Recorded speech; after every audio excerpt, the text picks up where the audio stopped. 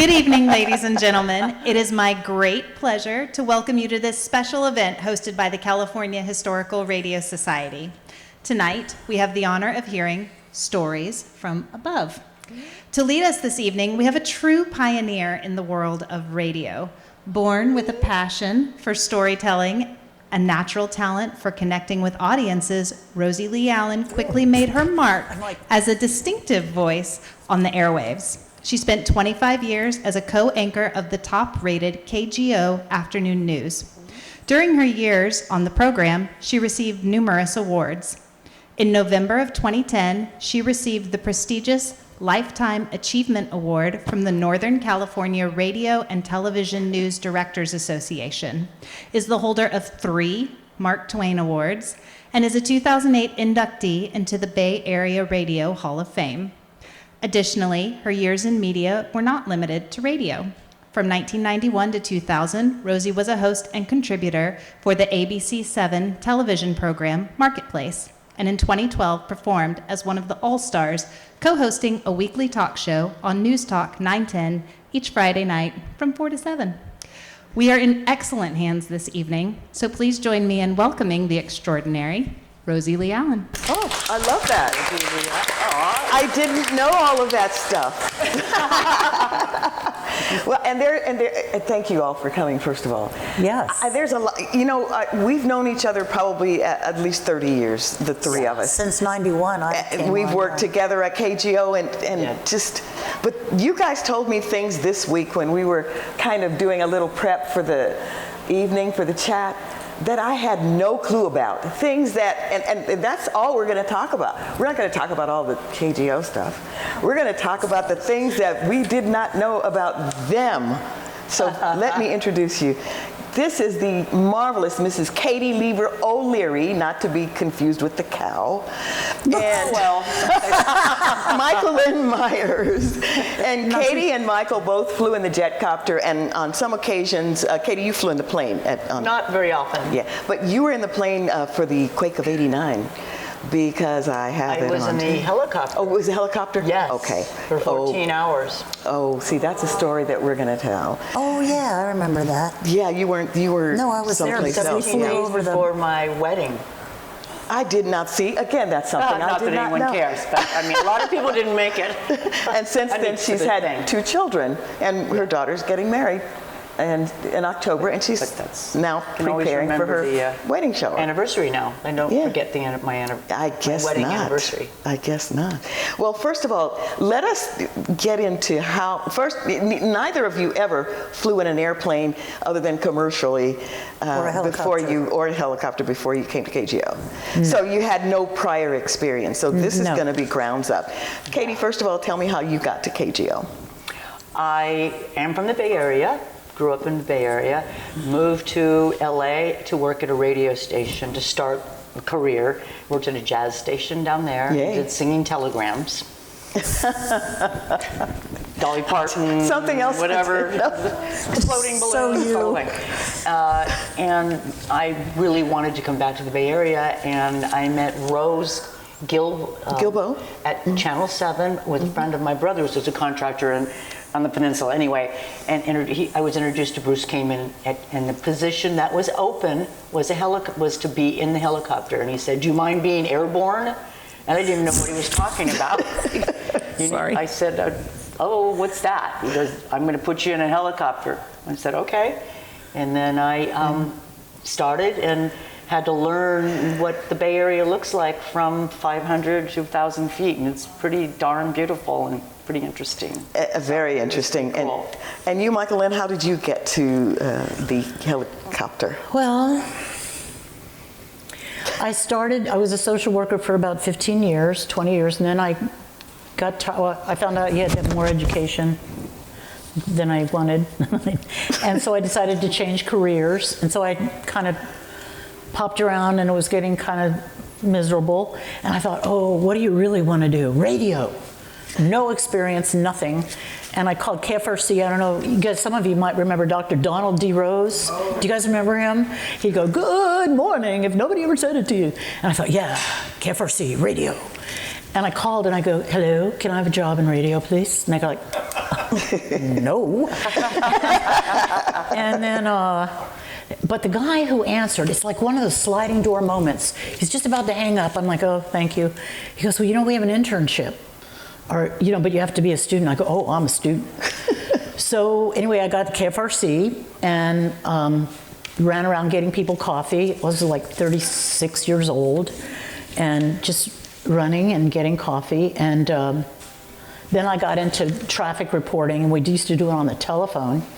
And I was kind of rock and roll. You had wanted to get to KGO, which a lot of people did. You guys loved KGO. I had never even heard of it. But Stan Burford, who you guys probably remember, worked at KGO, and the boss said, news director, we need somebody really wacky and crazy. And Stan goes, I have got the girl for you.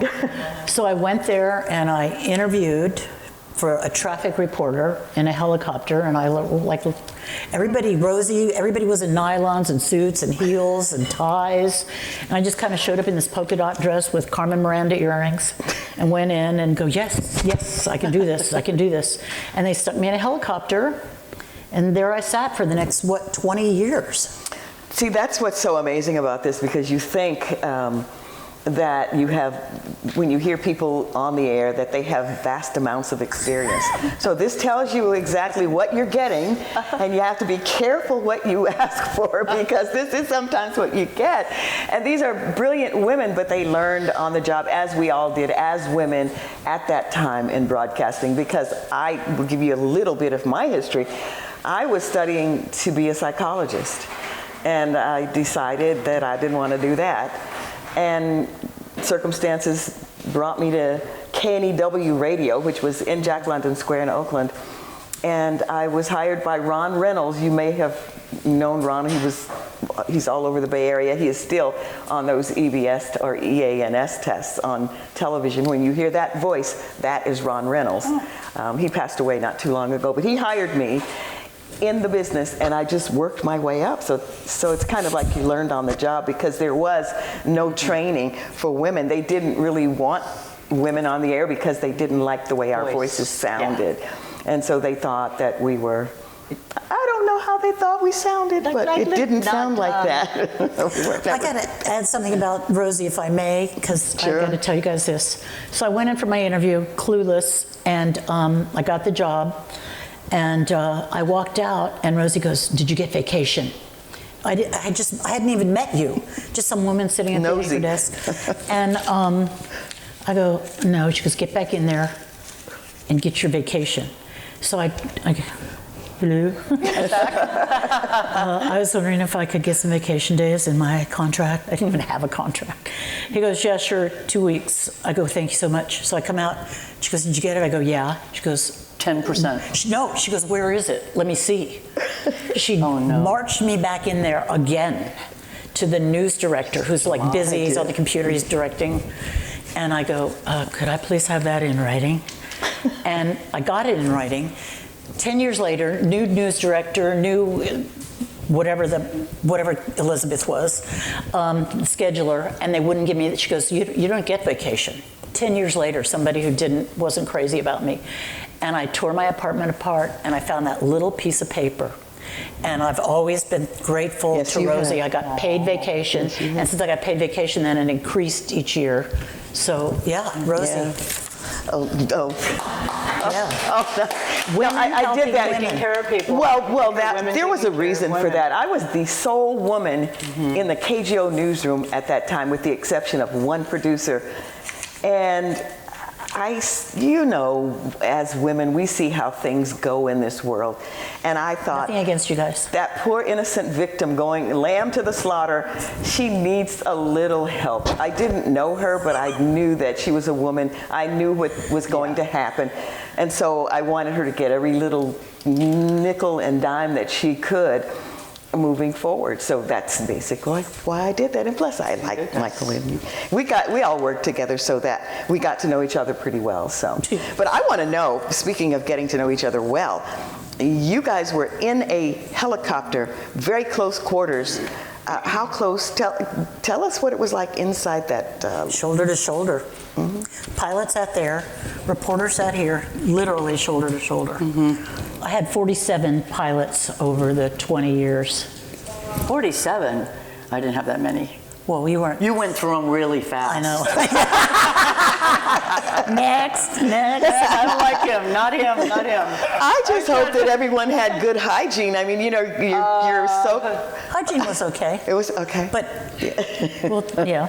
Once in a while, during a very heavy news story. Literally. Yeah, well, it can get a little hot in there. Yeah, that's to be expected. So what was your vantage? Well, first of all, neither of you has ever flown a helicopter, have you? Or had before that time? Never before, but we both were with pilots that wanted us to at least learn how to get the helicopter close enough to the ground that you would not die. I didn't get that. Well, I had one good pilot. What do I do now? As a matter of fact, okay, when they were training you, I said, I don't want to fly, because for a while she was in the front and I was in the back. We were reporting on different stations or something. And I don't want to fly while Katy's learning. No, and then we got in trouble for the field mouse out in, somewhere over in... So somebody called KGO and complained that we were disturbing the brown field mouse environment. And so they wanted them not to fly the helicopter over the brown close to the marsh field mouse. Yes. But yes, it was a good guy that worked for United Airlines that was our pilot for quite a while, Bob Billings. He also would take us up, I don't know if he ever did this with you, and cut the engine and auto rotate without an engine, because the rotor blades would still be turning enough so that you really could pick a place to land. People were always asking me, how can you, it's so scary, how can you be in a helicopter? That's the most dangerous job. And it really, my dad was with United Airlines. He said, you're much more, there's much more of a chance of getting hurt in an automobile. So he just showed me how it was done, that you really could find your spot to land. That was actually most important. Really I'm interesting. Sorry. No, go ahead. But he was a good pilot. He was with United. Bob was good. They made him retire. He was only they made you retire, like 60 or 65. And he wanted to fly. He loved it, and we loved. So once in a while, a few of our pilots were awesome, and then they started spending less money. And so the awesomeness went away. Some crazy times with some pilots. To your point, the two most important things, sort of in this order, one is watching for other aircraft. And because the tower, you can hear the tower, we should tell them about what came through our headsets. But anyway, one is watching for other aircraft, and two is always looking for a spot where you could land. And then you worry about your reports. But you guys flew over the water quite a bit, so... Yes. Oh, we had a big fight about the floats and the union. Oh, is that right? So tell us about it. Well, we had... Not that they would work. I think if you have, it floats, like there's skids on a helicopter, and then some helicopters have floats, which are supposed to ignite when you're, if you're going down over the water, you pop the floats, which might save you, 30 seconds before you sink? I don't know. But anyway, so they changed helicopters once, and the one came back without the floats, and I bugged Greg Tantum, our news director, so much. They had to put floats back on. And then once, to add to that, I was sitting in the helicopter one day. We were on the ground. There was a huge explosion. And the head pilot comes running out. He goes, "You popped the floats." I popped them when they were on the ground. The whole thing went. You were standing on the floats? And it cost $1,000 to read. Yeah. No, I ignited it. You did it on purpose? I mean, no. You did? How do you do that? You've got your purse, and you've got all this stuff, and you got your, clipboard, and and you're grabbing for things, and the pilot's in your way. And but wait a minute. Speaking of, you said you caused another issue where the pilot couldn't land because you put a can of Coke or Coca-Cola, a water bottle under the collective that he didn't. There's like they do their feet, and then they have a collective which is in between, and that's very important for going up and down. For landing. Yeah, landing, and also yes, and it wouldn't. And he was. I look at my pilot Augie, sweating. And I look at he's like beads of sweat, which is not the first time there were beads of sweat on a pilot, but in this particular case, I'm like, what? And he's like. can't land. Oh, sorry. There's something wrong. Anyway, yeah, one of our adventures. He said there was something wrong, and Well, so there's then what something- happened? How did he resolve it? I took my Coke can out from under the collective. That's horrible. Now, Katy, you have, we just talked about, you have 2 daughters. And at one point, you were 9 months pregnant and you were flying every day reporting traffic. And you had to have a bathroom emergency. What happened? I had quite a few, not emergencies. One was, close. We landed on, they call it Red Rock. It's along the Richmond-San Rafael Bridge. On the right side is what looks to just be a rock. I think someone might have purchased it recently. I don't know. There's nothing on it. There's barely a bush. And my pilot was very macho, and he said, my wife held it for 8 hours when we drove to LA. I'm like, I need to go to the bathroom now. This is in the morning, during the morning commute. So he says, okay, well, let's just land over there on that island. I'm like, okay. I'm still working with Jim and Ted. The traffic's still going on. The show's going on. I got out of the helicopter to look for a place. 9 months pregnant. Climb over bushes to try to get out of his view, go over to the other side, looking down at the bay going, am I going to roll down there into the water? Meanwhile, I'm hearing, you have a report coming up. And so anyway, it worked. I got back in time, but there were a few moments, when I had to land at Concord once, and you're always under a little bit of pressure because it was traffic on the 8s. Of you course. had 8 minutes. Yes. So whatever. So in between reports and no one to get the information. And Jack, I have to give him credit. He says, should I just take you off? You're 2 weeks away from your due date. And I'm like, this is like, I felt totally safe, fine, and comfortable in the helicopter. I don't know why. Because we were in it. It's like a womb, like I was at another home. womb. It's easy, if you have to go to a hospital right away. Right? Most of these hospitals have landing pads on top of the hospital. Yeah. John Muir or whatever, or Children's Hospital, that's going to be, so I was pretty happy. What did your husband say? He didn't really have any fear at all. His friends tried to put... He trusted you. He just trusted the system. He trusted KGO. He trusted the... I know. Well, at the time, it was a We great did have station. good management. We did have good management. Yeah, we really did. He loved several people. A lot of people at KGO loved you on the air. He just trusted the whole radio, our station. So you have to picture this. She's pregnant. She's trying to find a place to go. And she still has to make a report, and she has to be on time. And when we said traffic on the 8s, we meant it. Yeah. And the sounder goes off. The sounder. They have to be there. So that's a lot of pressure. It's a lot of pressure. And also, the adrenaline rush has to be amazing because you're just going and going and because going. there were so many accidents that we had to get to right away, and everyone wanted to be the first. Mm-hmm.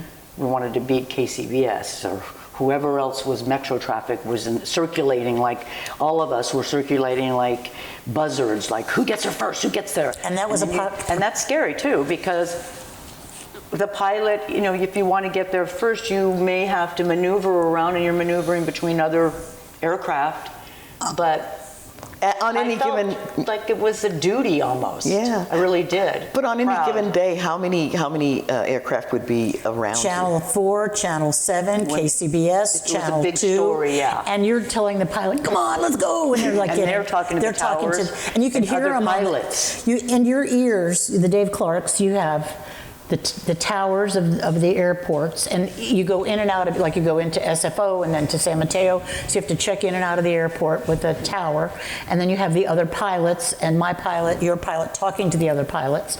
Then you have, you're talking to the reporters and Stan Burford, and then in one of the other ears, and then you have programming, because that's where you get your listen to cue. the radio station. So you have to listen to the station the whole time all this is going on, while rushing your pilot while he's yelling at you, just wait.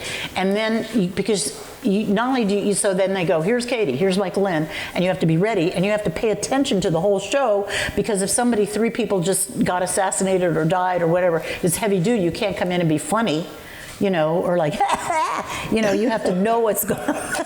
You have to know what's going on. So all this is happening in our ears while we have to pee, trying to get the pilot to learn and find a place to. It was very exciting.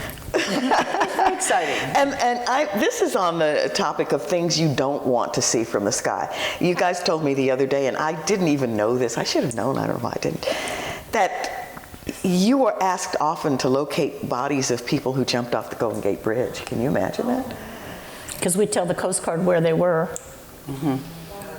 And see, that I did not know. You guys didn't know bodies floated to the surface. Okay, now we know. By the way, don't try it at home because it's very unromantic. I mean, if you see somebody go off, it just plops and then there's a little splash. Sorry. Well, I never saw anyone go. I just saw the person This is down not there. funny. The other thing you don't want to see, funny. you guys talked about, seriously, no, we can't. Woosah. This is what you do. There were a lot of body bags on the freeway. There was a lot of carnage. Especially very, motorcycles. Very, very horrible. The amount of accidents that people get into, and the degree and the mistakes that people make, and I don't want to go into the details, but they were just gruesome, and people were just a lot of times just speeding and just not paying attention, and it was very sad. And a lot of them were young people, so a few of them really. They stayed with you. Sad. Yeah. Very So you sad. witnessed a lot of accidents. The cleanup, basically. Yeah. Didn't see the accident. You come and see what they're doing. The aftermath. It's not just one body bag. It's bags of body parts. Yeah. Oh. Yeah. So those are things you don't want to see from the sky. And it's hard to describe that without. But there were things we weren't really allowed to talk after. We could not talk about Right. anyone jumping. No, Franco told me no. That became a rule, and you can't describe stuff like that. There was also an incident, to move away from the gruesome, where you weren't able to report that the police were surrounding this house. Oh, yes. There were quite a few, and you were doing the news. Yeah.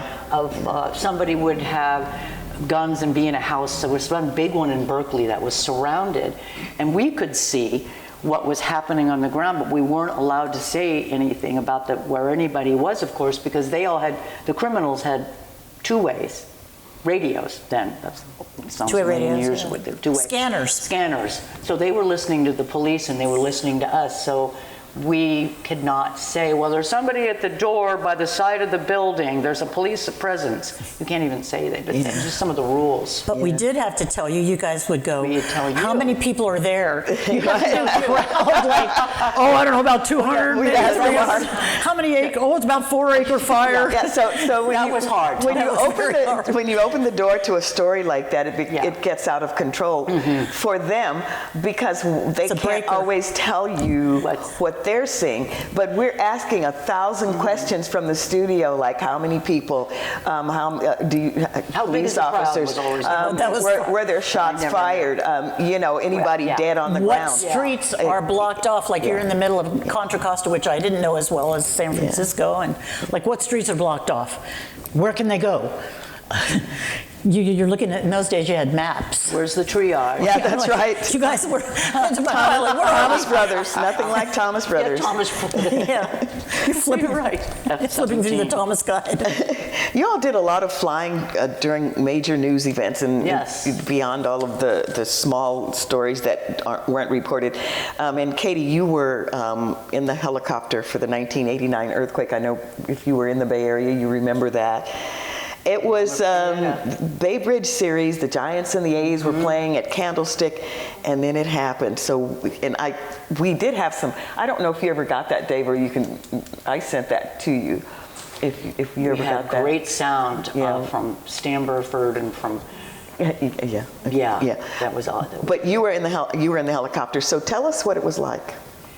It was plumes of dust in the beginning. It just looked like someone stepped on a pile of dirt all over. We kept going up to see as much as we could see around the Bay Area, as far as we could see, and there were just like funnels of dirt where the dirt had, obviously dirt had shifted, and that's what I remember the most, coming up into the air, clouds of brown dirt.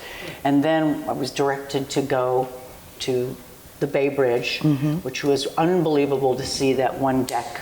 Yeah, cantilever. That was, the cantilever section was You remember flat. that Because you can't believe what you're seeing. The upper deck from up there. part of that plopped down onto the was lower like deck. that.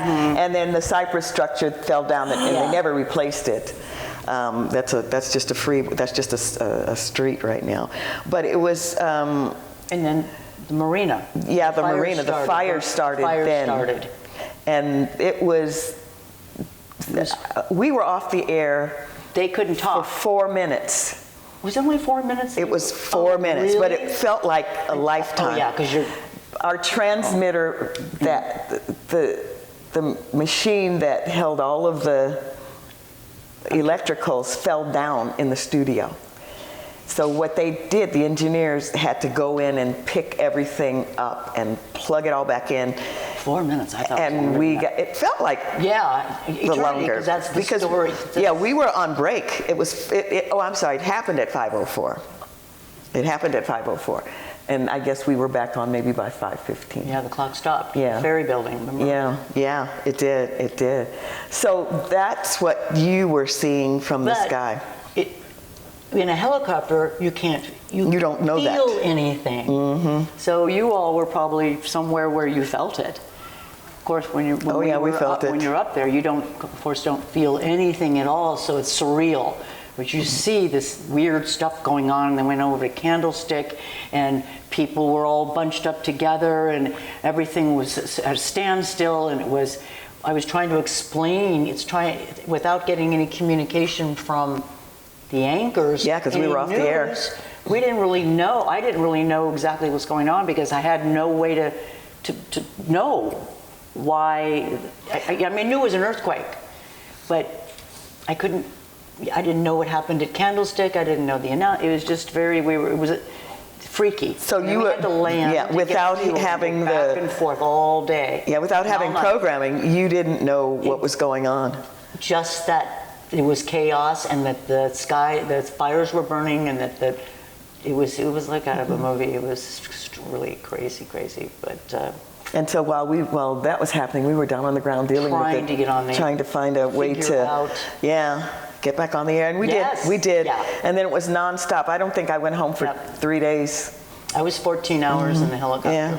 Yeah. We had to refuel. I live in the East Bay, so I couldn't get across the bridge anyway, and BART wasn't running, so we had to eventually go Golden Gate once they cleared that, and then the San Rafael Bridge, and that's how I got home 3 days later. So it was interesting. You can ask a question. Yeah. Knowing traffic during that period of time, on any other day, other than the World Series of the two Bay Area teams, what would the devastation have been like on the Bay Bridge if we didn't have the World Series? What was what? About then in any other day, if a lot of people were already watching the game, how much traffic, how many people would have died or not? Oh, right. 68 or something like that? It was. I remember Bucky Helms. The game. Remember the story about Bucky Helms, who was caught in the cypress structure? Yeah.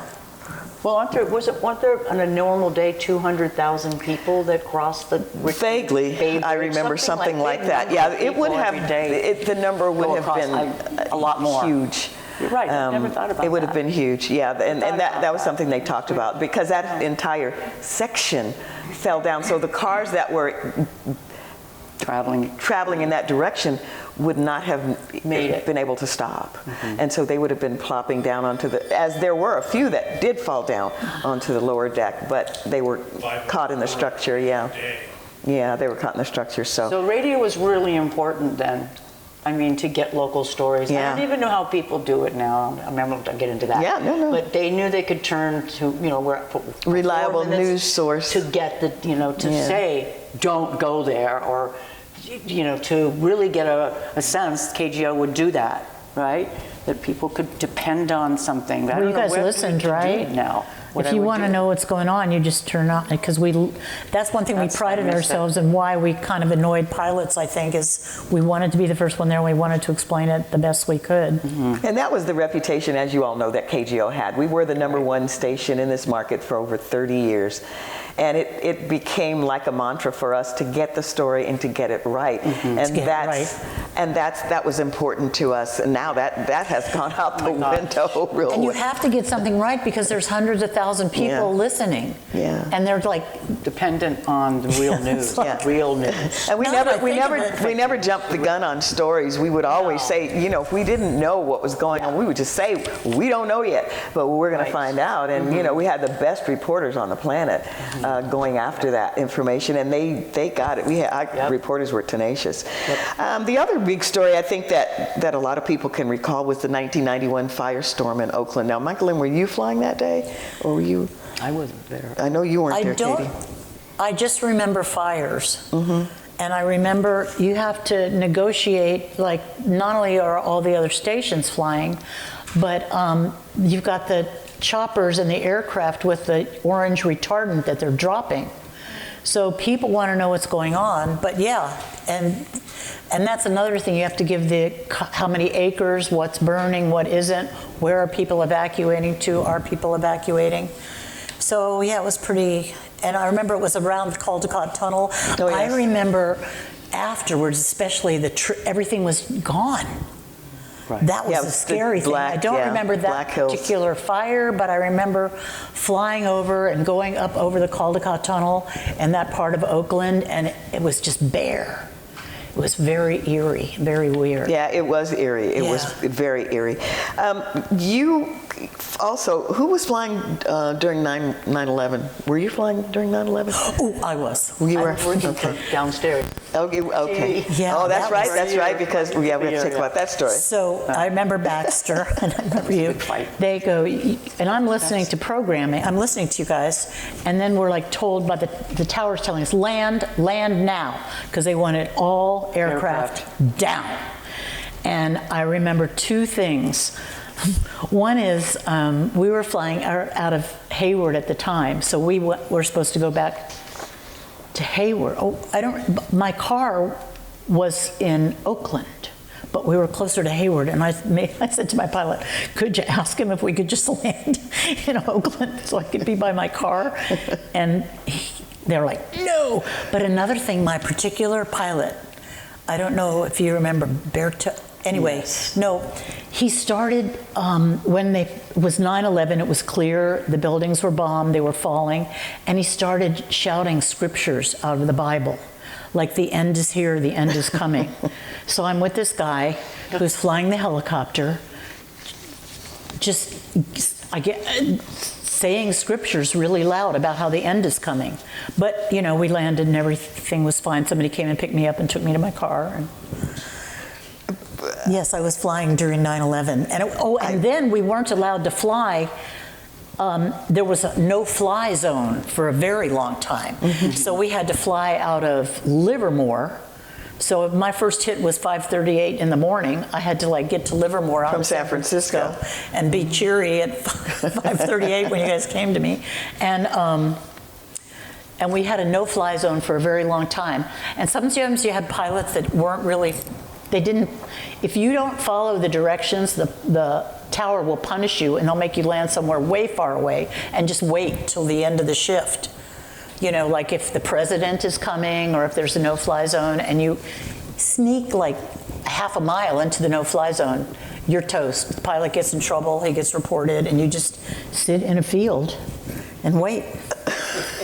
Speaking of which, you got left at San Quentin one time. I did, you guys. Did? I never heard that one. Okay, so there was a variety of pilots, as I said. 47 of them. So this one guy was just wrong, but a little context, and I knew Jane Dornacker. Oh, yes. I mean, I knew of her, and I knew when she went to New York and she had an accident. And it was a bad clutch, is what I heard. And I was a stickler. If there's a little light on or anything, like a fuel pump light, and pilots are like guys with a Chevy. I mean, they're like, and so they didn't take it as seriously as I did. So anyway, I would complain a lot, got the contract changed once, but in the meantime, to get to the point, I had a pilot who I complained about, but they were sick of me by then. So one day he said, I'm not feeling well. I said, no problem, let's land right now. Because when a pilot says, I'm not feeling well, I was like, okay. So I go, let's land right now. And we were over in Marin, over by Strawberry, just south of San Quentin. And he goes, okay. And I go, there's a field over there. And he starts going up, up, up, up. And I go, okay, whatever you're doing, do the opposite. So he goes down, down, down, down, and I go, okay, there's wires. That's another thing. We always had to watch for wires. Yeah. Oh, yeah. Finally, they put those big orange balls on the wires. But in the meantime, I go, okay, there's wires. Could you just go straight, then land? We land in this kind of marshy area outside of San Quentin, and safely, we get out. He smokes about 5 cigarettes. He goes, okay, I'm feeling a lot better now. Let's go. I'm like, no. See, I would have said okay. He gets in the helicopter and flies off without me, and I'm in the middle of a marsh just south. Yes. I can't believe that. Yes. I never heard that. I'm in the middle of left a you marsh. there? Well, I wouldn't get in, and he wanted to go. And so he left. And I'm there. Oh, and my phone was kind of out of batteries almost.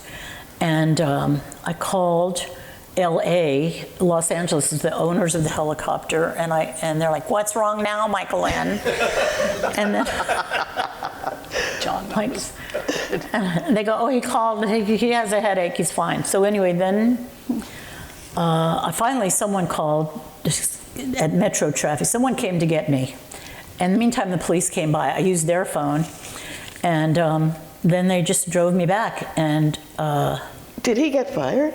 No, but 2 days later, I wasn't scheduled with him, thank God, but 2 days later, he had another incident with a different reporter, John Whalen, Oh, yeah. and then he got fired. Well, of course. Oh, so he's a guy. A jerk. Women are hysterical, guys aren't. Yeah. He was, he was an off guy.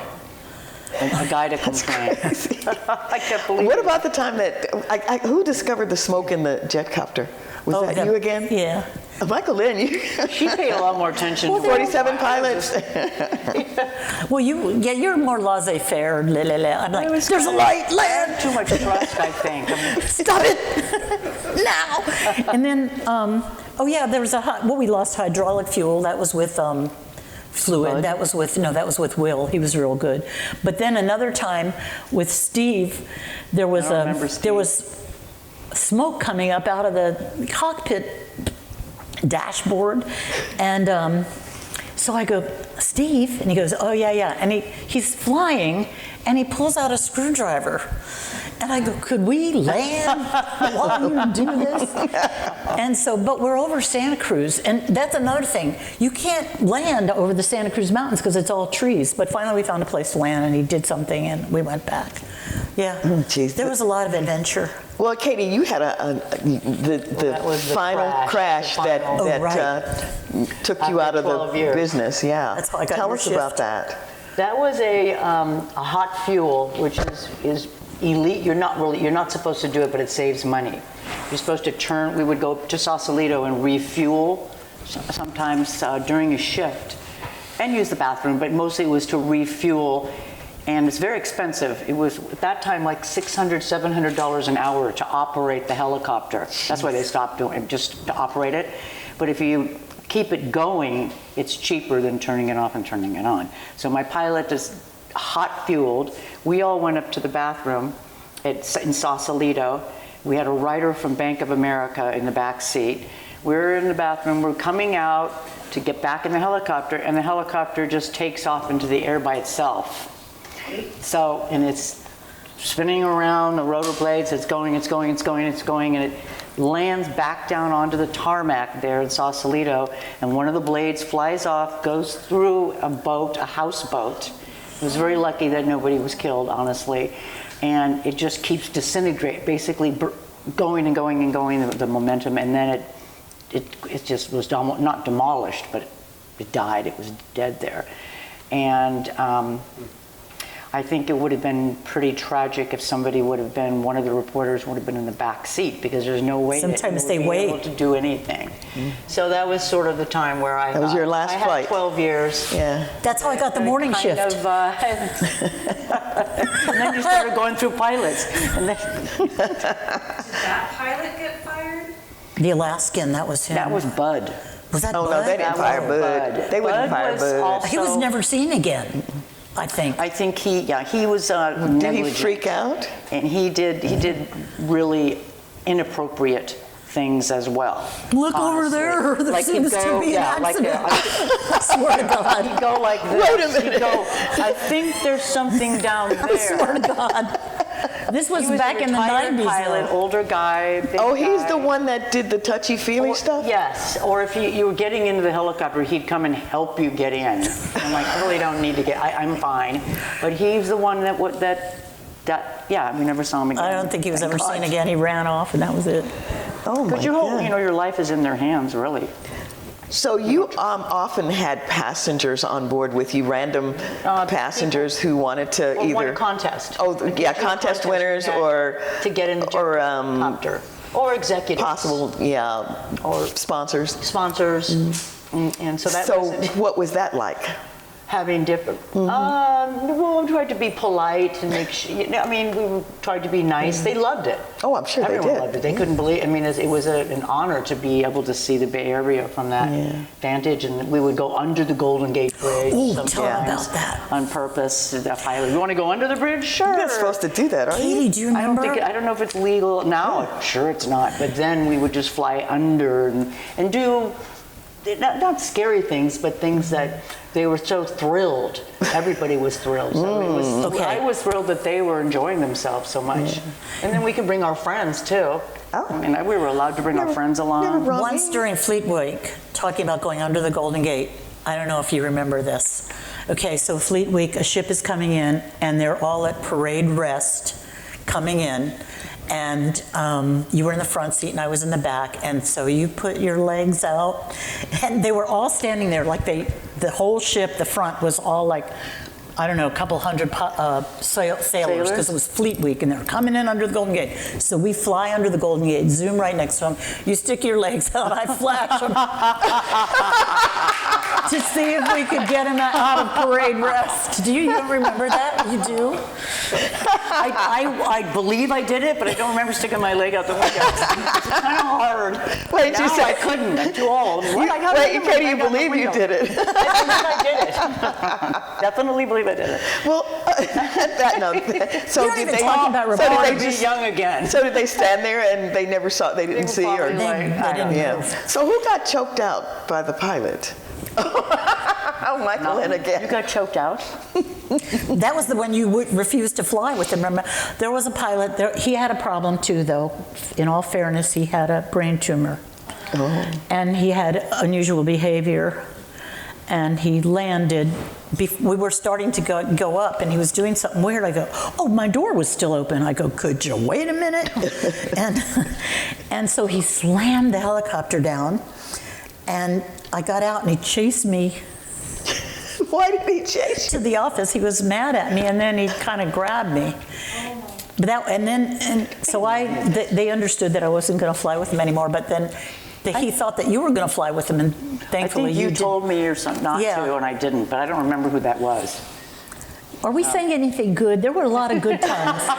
I'll tell you one thing, we would pop up under holes in the cloud because there's VFR, which is visual flight regulations, and IFR, which means you have instruments. But our helicopter didn't have instruments, so you had to do everything by visual. So it would be a cloudy day, and you could pop up over the cloud, in between the fog clouds. and stuff. And then Luke used to do this, like we'd go cloud surfing, over the clouds. And there was always rainbows. I'm trying It to was put beautiful. a good spin on this, if you don't mind. That's fine. Enough with the choking. So anyway, but one time Terry, I don't know if you remember him, but he was a colonel, and he would actually work at Moffett Field testing for, landing in sand in Afghanistan. And we're flying, and we're coming closer and closer to the rainbow, and I swear to God, we must have gone through it, and it was just all like color, and we were just screaming and yelling. It was so fun. There were good times. It sounds like you had a lot of good times, really. Yeah, we had But a lot of good you times. guys Were good. you had to fly in some really bad weather. Oh my gosh. So tell us about that part. That was the most dangerous. Can I tell you about the fog? Just one Oh fog yeah, story. well that's the most dangerous. Well, Bill Graham. Yeah, Right. that's true. Mm-hmm. But once we're flying by the Golden Gate and the fog, it was kind of a foggy day, but not, and then the fog went woof. And it's called situational awareness, and you just lose it immediately. Vertigo. Yeah, you just don't know where you are. And another time where a pilot, he's going sweat like down, you can see it. So what happens in a case like that? Well, we're just sitting there, he's just sitting there. You sit in the fog? No, Yeah. well, He made his way, I mean, he just went a direction and we got out of it. Oh, jeez. But a lot of times also, you think it's too foggy to fly, but the pilot doesn't. Actually, that's how I got remember the Costco Busan, is that what it was, the oil slick? I remember that, yeah. Remember I was flying that, and I had a pilot who was Vietnam vets flew differently than other pilots. They had more career, they would do more stuff. And so I was drinking coffee and I was half asleep. We were the only aircraft up. And somebody came on and said, there's a little oil slick by the Bay Bridge, could you check it out? And we go by the Bay Bridge and then it went here and there. So we were just scudding around at about 400 feet all morning long because of the fog. That's my 2 fog stories to tell. So you were talking, Katie, about flying in bad weather, that was the most dangerous that you thought? well, that's, well, when you have to see, and if you have somebody who's willing, that you're supposed to trust, like Berto, who's very macho, I can handle it. Once you get into a fog bank over there by Candlestick, over by that area there, you can't see anything. If you get stuck in that, and you really can get vertigo. And a couple of times he even got scared, and I'm thinking, why do we do this? And then you have a pilot that will turn around. He knew that that's not an area we should be going into. So after that, I lost respect for him, thinking, well, he's willing, why? Showing off. And I thought, I don't want to fly with that person anymore. And because that is the most dangerous thing in the helicopter, when you have vertigo, when you can't see up or down. Absolutely. You really lose, you don't know whether you're up or down, or regardless of whether you're going to hit something. And you can't always go up above the fog, because you don't even know what's above you. So there were a couple of times where it was the same person, Berto, insisted on going down the Petaluma River under the wires one morning. And I go, why are we going along the water under the wires? And it's foggy. Because it's foggy. Well, I don't really want to go along, 50 feet above the water under these wires. So things like that were Was that the most disconcerting? Was that the most frightened you've ever been? Or was there a time that you were really afraid when you were flying? I was never, I can't remember that I was really afraid, like, at that moment. Mm-hmm. Later on, I thought, why did I do that? Mm-hmm, mm-hmm. And then I thought, be smart like Michaelynn. Mm-hmm. and assert myself and say, I don't want to do it. But scary for me was when you take off in the dark and you have to go up over the Caldecott and you can't really see much, and Never done that. Fog and it's just, it's so pretty though in the morning and then the sun's coming up. You can't buy that. I'll never forget that. Yeah. That was so awesome. Would you say that, what would you say was the best thing about flying, and let's go with the worst thing and then the best thing, and on a high note. The worst thing is the lack of control that a reporter has in your. That's the most disconcerting thing, is someone else has control really of your life. Mm-hmm. The best thing is that it is such a beautiful area that, it makes me almost cry. The Bay Area is just so gorgeous. Mm-hmm. And to see it from there, and to see the sun come up, and to see the fog and all the iconic things that we have here in the Bay Area, and buildings, and just how great it is everywhere. There, here, everywhere. It was just a privilege, and I'm glad you did it too. So glad I did it. Because you guys made me happy. You guys were fun. It's just so awesome. Worst and best. That was a lot of fun. Michael? Well, the worst thing was trying to, there's 2 things. One is like single, what do they call it? They would rotate. Auto rotation? No, not auto, where you just stay in the same place. Like they're just Hovering. Yeah, it's like just a stationary hover, that's what they called it. And I really didn't like, that was scary. That was scary to me. I felt very weird. And, you know, the worst thing was also trying to get my, Equipment. no, well, that's another whole thing. In dealing with what I thought was safe and convincing the powers that be, you know, that this is not right. That was the worst thing. The best thing for me was the reporting and covering a story. The best thing for me was being the one telling everybody what was happening and, you know, and getting it right. I loved it. I liked it. Yeah, and just, you know. And you guys were very good at it. Michaelynn, give me 15 seconds now. You know, blah, blah, blah, blah, blah, blah. Yeah. And that, you know, wasn't, you know, brain surgery. It wasn't anything that big of a deal, but it was like getting something right and feeling like you're the one who gets to tell everybody. How long did it take you to get to that space from the time that you walked into Bruce Kamen's office and got hired? And It was John McConnell. No, John McConnell. You were Bruce. I was Bruce. Mm-hmm. I felt like that when I first started. I liked the reporting.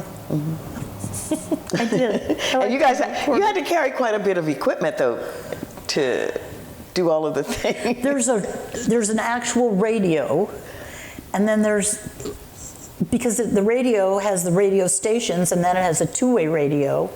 It has all, and then you have to plug in all this stuff, and then it has wires, and then it was very mechanical. I can't believe I did. Oh, and then if you have a ride-along, like sometimes we had the mayor, remember the San Jose mayor, and we had Newsom in there. Here's a funny story. We're driving by the Golden Gate Bridge, and Mayor Newsom was in the back seat, and he was like a helicopter, and he had a picture. He was here, and the Golden Gate Bridge was there, and I go, snap this picture, and it was him with the Golden Gate in the back, and I go, put this on your desk when you're president.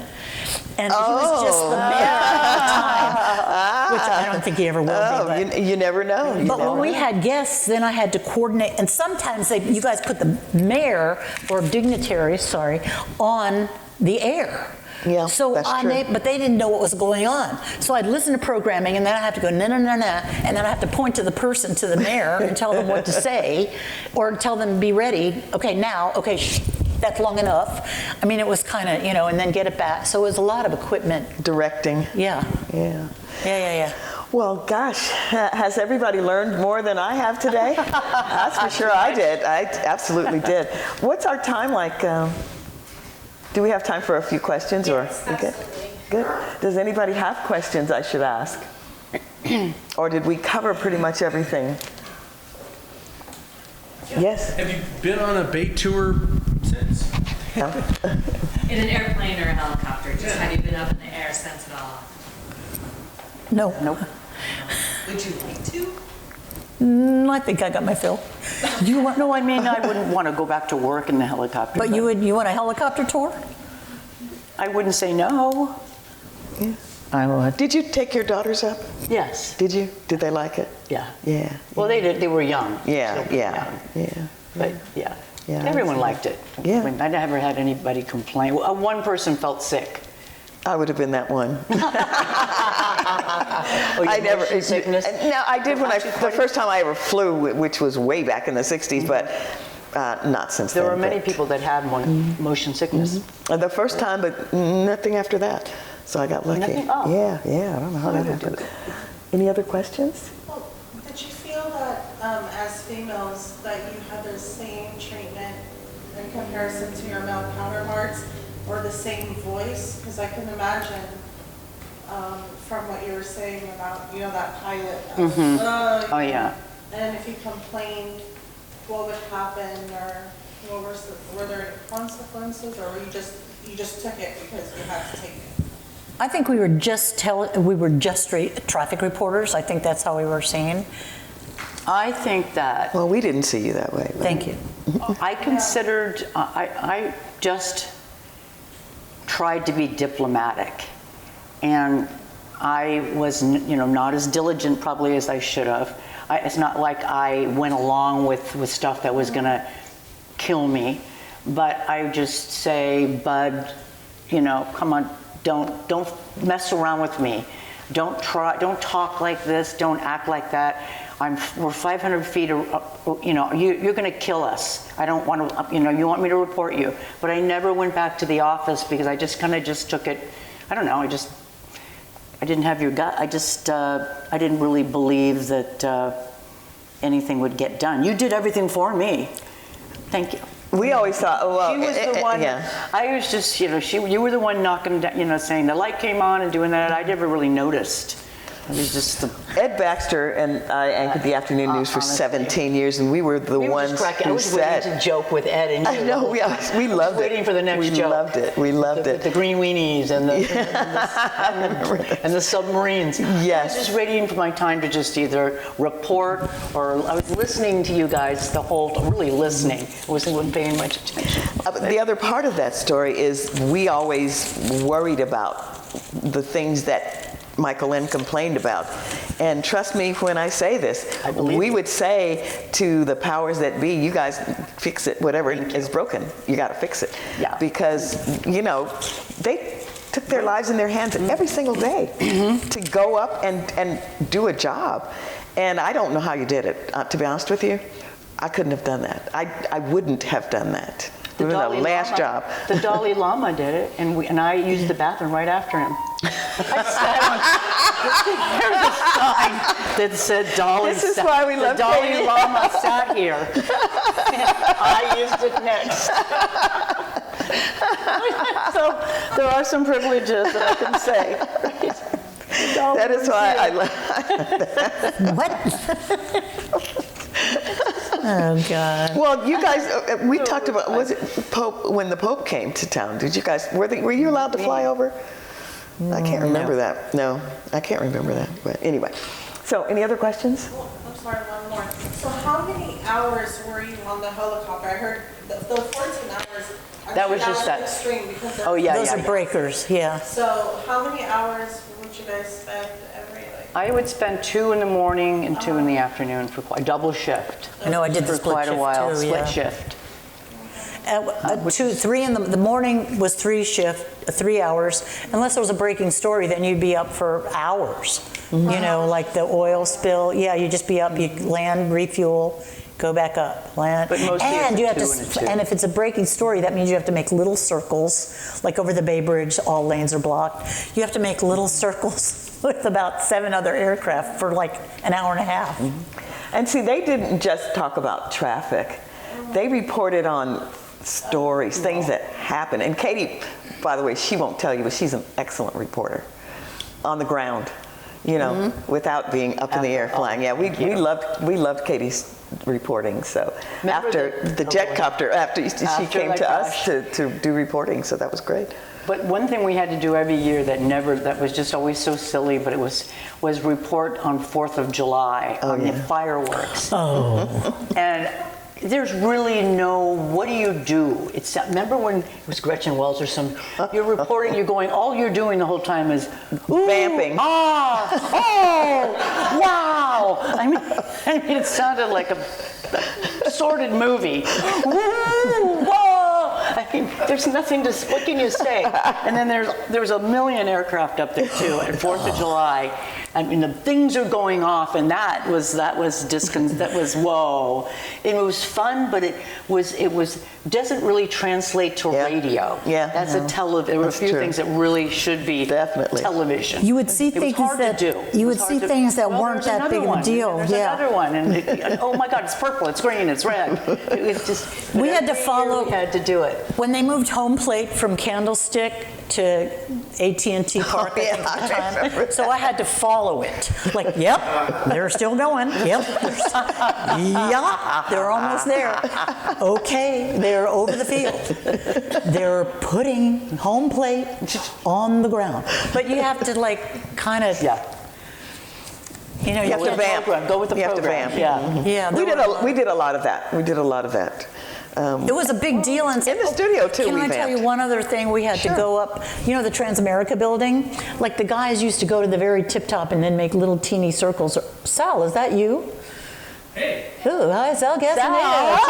Sal Castaneda? Get out of here. Sal used to fly Sally with us too. Come up here. Sally!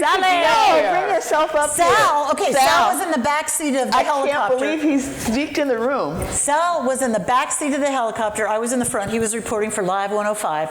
He was going to UC Berkeley. I'm telling on you, he did his like senior year at UC Berkeley homework in the back seat of the helicopter. Do you remember?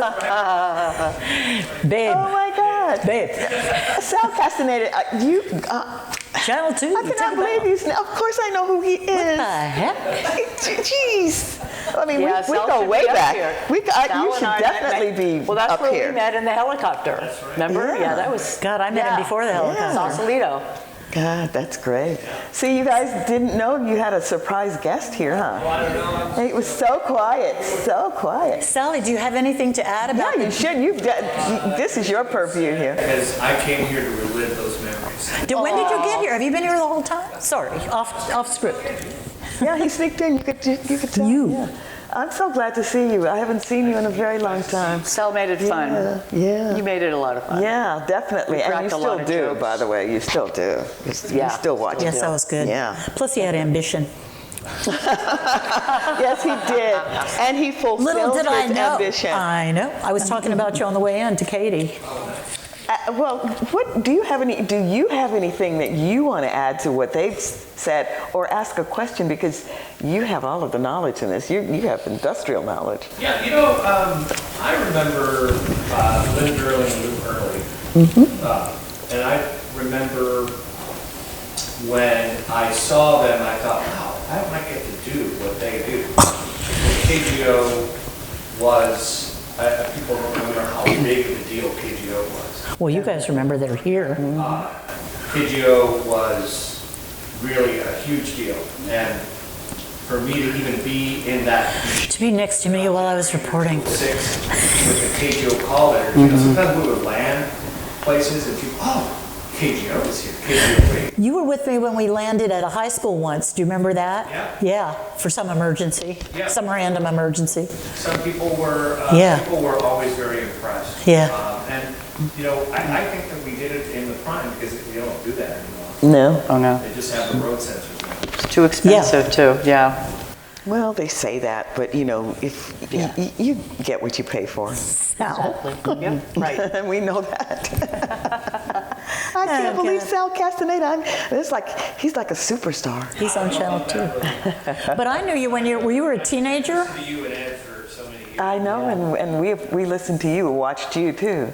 We watched you grow into where He you was are just now. a kid when I know, he was like he was I used to tease you very so young man. bad. Little did I know. He didn't have a wife. He didn't have kids. These ladies, everyone who did it, Dave Delp, and all the people who were airbornes had a little special camaraderie. Ron Serby, remember him? You could tell there's just a bond between traffic reporters that's just, It's such an unusual job. yeah. People nowadays don't even believe I did it because it was so long ago. You went in a helicopter. Yeah. So, John, remember? Oh yeah. John knows. Oh yeah. Did you guys work with, or know Hap Harper at all? Oh, I remember Hap Harper from KNBR. Yeah. His jacket's in the bathroom. Oh, get out of here. I didn't know that. Yeah, I remember him very well. Yeah. He was one of those, the guys that we'll talk about when we interview Frank and Mike, because he was on their show all the time and he used to talk about crazy stuff. Yeah. Well, thank you all for coming. This has been amazing. I'm just still stunned to see Sal Castaneda. It's like, yeah. Me too. Oh, is that right? You're lucky. It's beautiful. It Oh, I is. thought It's you lived in gorgeous. Oakland. Then you need to come back here, Sal. I will. Yeah. Absolutely. Yeah, you need to be a member of the Historical Radio Society, even though you do television now. Yeah, definitely. We have a TV area downstairs. Okay. Sell that, Rachel. We're all about communication. All electronic communication. Yes. All. Yes. Ladies and gentlemen, thank you for joining us this evening for Stories from Above. Yay. I would like to extend our heartfelt gratitude to our storytellers for their captivating tales and insights. Yes. Their stories have not only entertained us, but also inspired us to look at the world from a new perspective. It has been an incredible experience hearing these remarkable narratives with you. And your presence, too, has made this a truly special event. As we conclude, I encourage you to stay connected with us. We have a lineup of exciting events in the coming months that you won't want to miss. From thought-provoking discussions like the Living New Deal and cracking the enigma, to electronic surplus sales. There's something for everyone. Yay. Please visit our website at chrsradio.org and follow us on social media for the latest updates and details about our upcoming events. Your continued support and participation make a difference, and we look forward to seeing you again soon. Thank you once more for being here and making Stories from Above a memorable experience. Yay. Safe travels and have a wonderful evening. Thank you guys so much. Thanks for coming. Thank you. Oh, this was fun. Thank you for coming. Yes. Thank you so much. Yeah. Yes.